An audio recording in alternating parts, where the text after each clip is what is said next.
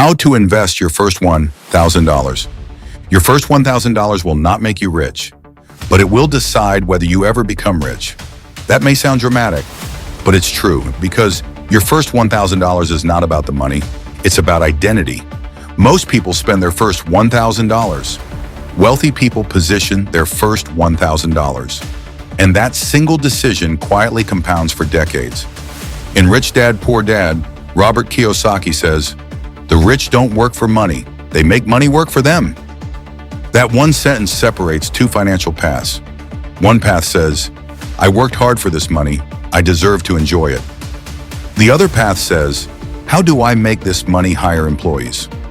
Poor and middle class thinking focuses on reward. Rich thinking focuses on leverage. So here's the real question. Will your first $1,000 work for you, or will it disappear?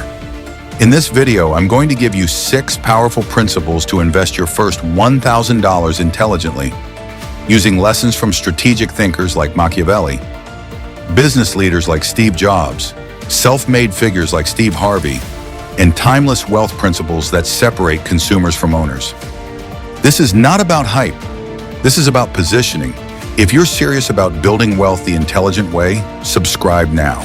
Because here we focus on discipline over drama, structure over shortcuts, and long-term power over temporary wins.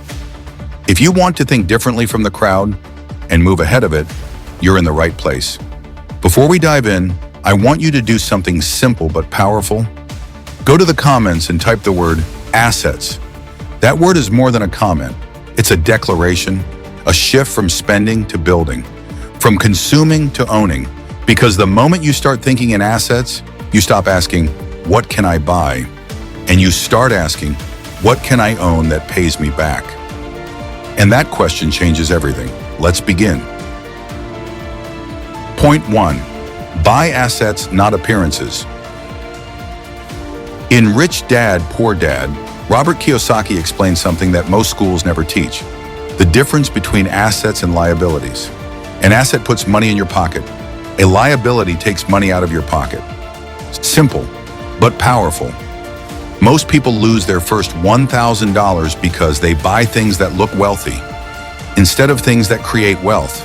They upgrade their phone, they buy designer shoes, they go on a vacation, they finance something that impresses people who are also broke. It looks successful, but it produces nothing. Let's be clear. A new phone? Liability. Designer clothes? Liability. A luxury watch? Liability. An index fund? Asset. A dividend-paying ETF? Asset. A small online business setup? Asset. The wealthy understand something subtle. Looking rich and being rich are opposites in the beginning. Steve Jobs is a powerful example here. When he returned to Apple, he simplified everything. He focused on product, ownership, equity, not flashy distractions. He wasn't chasing appearances. He was building assets. Your first $1,000 should go towards something that has the potential to grow or generate income. Even if it's something simple, like an S&P 500 index fund, you are choosing ownership over consumption. That single shift separates rich thinking from poor thinking. And once you understand that difference, you never see money the same way again. Point 2. Stability before strategy. Niccolo Machiavelli, in The Prince, teaches a principle that applies directly to investing. Secure your foundation before expanding power. A ruler who expands without securing his territory collapses. The same applies financially. If you invest your $1,000 into stocks, but you have no emergency savings, what happens when life hits? Car repair, medical bill, job loss, family emergency. You panic, and panic leads to bad decisions. You sell at a loss, you withdraw at the worst time. You break the compounding cycle before it even begins. The wealthy think long-term because they are stable. If you are financially unstable, your first investment might not be the stock market. It might be paying off high-interest debt above 15%, building 1 month of emergency expenses, creating predictable income stability, power, whether political or financial, always comes from security first. Machiavelli would argue that protecting your base is more important than expanding aggressively. In modern financial terms, survive first, then grow. Because the best investment strategy in the world fails without stability. Point 3, increase your earning power. Steve Harvey once said, "Your gift will make room for you."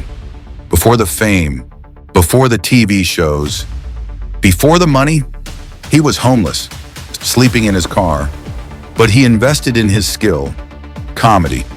He sharpened his craft when he had nothing, and that investment paid him for decades. Sometimes the highest return on your first $1,000 is not in stocks, it's in yourself. Let's break this down practically. If you earn $2,000 per month and you invest $1,000 into learning a high-value skill that increases your income to $3,000 per month, that's an extra $1,000 monthly. You just doubled your initial investment in 1 month. That is a 100% return in 30 days. The stock market cannot compete with that kind of return. This is why many successful entrepreneurs focus on skill acquisition early. Steve Jobs didn't just invest money, he invested in design thinking, in product mastery, in vision. Warren Buffett calls himself a learning machine. He reads for hours every day. Your income is your greatest wealth-building tool. Ask yourself, what skill could double my value? Coding? AI integration? Video editing? Sales? Marketing? Public speaking? If your income is small, your first $1,000 may be better invested in increasing your earning capacity than buying stocks. Because higher income accelerates everything else. Invest in the machine that produces the money. This is how strategic thinkers approach money. Not emotionally, not impulsively, but deliberately. In the next section, we would move into long-term thinking, diversification, and identity. But understand this, your first $1,000 is not a financial event. It is a psychological event, and the way you deploy it will echo for decades. Point 4, think long-term, not emotional. Steve Jobs did not build Apple for quarterly applause. He built it for legacy. He focused on long-term vision over short-term noise. That mindset is critical when investing your first $1,000. Because the biggest enemy of beginners is not lack of knowledge, it's emotion. You invest $1,000, the market drops 10%. Now your portfolio says $900. Fear kicks in. You start questioning yourself. You start watching financial news. You start thinking you made a mistake. This is where most beginners lose. Warren Buffett once said, "The stock market is a device for transferring money from the impatient to the patient. Markets rise, markets fall. But over long periods, strong economies grow." If you invest $1,000 into a diversified index fund averaging 8% annually, and you add $200 per month consistently, over 20 years, you're not looking at small growth. You're looking at potentially 6 figures. But that only happens if you stay in the game. Steve Jobs endured years where Apple was struggling. He was even removed from his own company. But long-term vision allowed him to return and build one of the most valuable companies in history. Investing requires that same emotional discipline. You are not investing for next month. You are investing for the version of you 10, 20, 30 years from now. The wealthy win because they stretch their time horizon. Most people think in days. Wealthy people think in decades. When you invest your first $1,000, you must decide, will I react or will I commit? Because compounding only works for those who stay. Point 5, diversify your risk. Machiavelli warned rulers against relying entirely on mercenaries. Why? Because if your entire power structure depends on one unstable force, you are vulnerable. The same principle applies to investing. Putting your entire $1,000 into one hot stock is not strategy, it's exposure. Social media will always promote the next big opportunity. Crypto surges, trending stocks, guaranteed returns. But concentrated risk destroys beginners. Instead, think structurally. A smart allocation could look like this: $700 in a broad index fund for stability, $200 in high-quality individual companies you understand, $100 in skill or knowledge development, Now you are balanced. If one stock underperforms, your entire portfolio does not collapse. If markets fluctuate, your diversified base absorbs the shock. Even large institutional investors diversify. Ray Dalio, founder of Bridgewater Associates, built his entire philosophy around diversification and risk management. He famously said, "If you don't own a variety of uncorrelated assets, you are vulnerable." The wealthy do not try to win big quickly. They try to avoid losing big. And avoiding catastrophic loss is more important than chasing explosive gains. Your first $1,000 should not be about excitement. It should be about positioning. Protection creates longevity. Longevity creates compounding. Compounding creates wealth. Point 6, build identity, not just portfolio. This final point may be the most important. When Steve Harvey committed to comedy, he wasn't just chasing money. He decided who he was. When Steve Jobs built Apple, he identified as a creator. When Warren Buffett invested early, he identified as a capital allocator. Identity drives behavior. When you invest your first $1,000, something subtle happens. You stop being only a consumer. You become an investor. And investors think differently. Instead of asking, "What can I buy?" you begin asking, "What can I own?" Instead of, "What looks impressive?" you ask them, "What produces income?"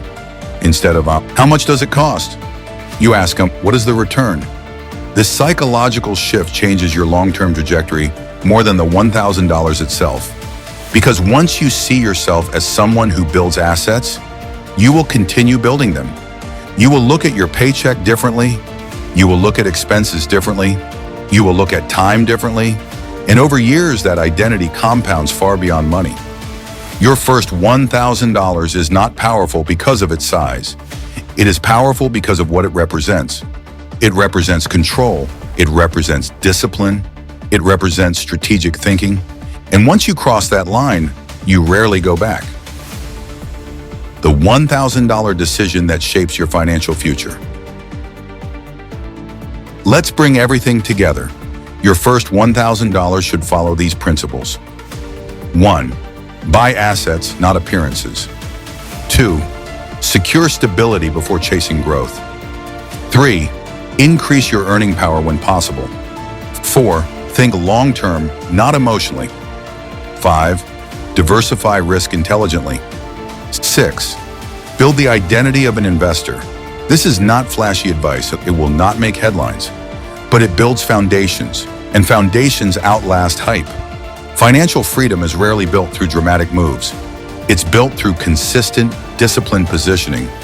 Start small, think strategically, stay patient, increase your value, protect your downside, and remember, your first $1,000 will not make you rich, but it will determine whether you ever become rich.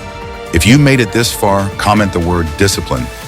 And if you're serious about building long-term wealth the intelligent way, make sure you're subscribed, because we're just getting started. I'll see you in the next one.